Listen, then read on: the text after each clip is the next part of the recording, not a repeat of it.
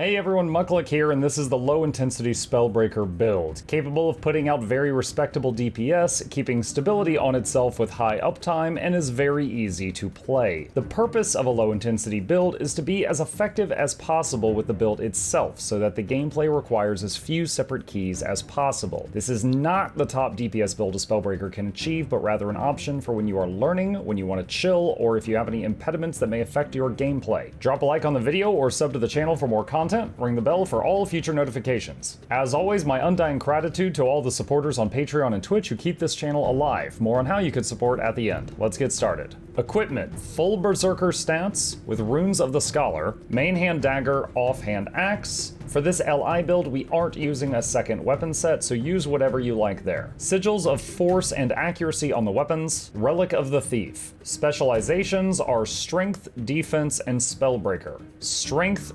3-3-1, Defense 3-3-3, Spellbreaker 1-3-3. Most of these traits offer passive bonuses, but one worth pointing out is Stalwart Strength, which gives you stability whenever you disable an enemy, and while you have stability, you do more damage. Healing Signet, Signet of Fury, and Signet of Might for passive bonuses, Kick for another interrupt, which will also trigger the earlier mentioned Stalwart Strength, and your choice of an elite skill. I felt like I already had too much adrenaline, so I didn't like Signet of Rage here, and I opted to go with the banner for emergency revives on teammates. Gameplay.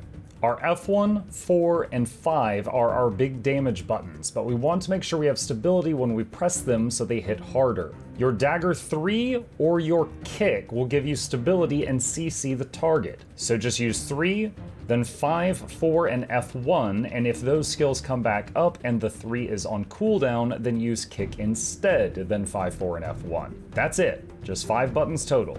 With standard boons, conditions, a generic birthday cake buff, and only what stability we are providing ourselves, we're looking at 26k DPS. Let's talk Breakbars. Mobs need to be interrupted sometimes. What tools do we have for that? Your dagger 3 and your kick are your most on-demand tools.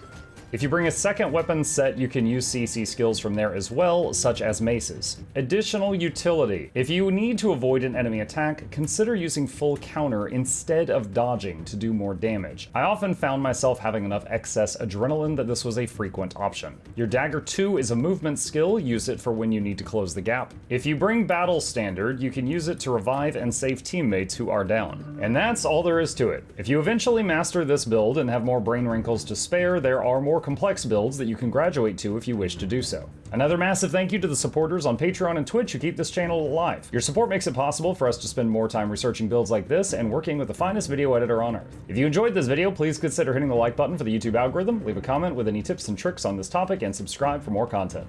Happy spellbreaking!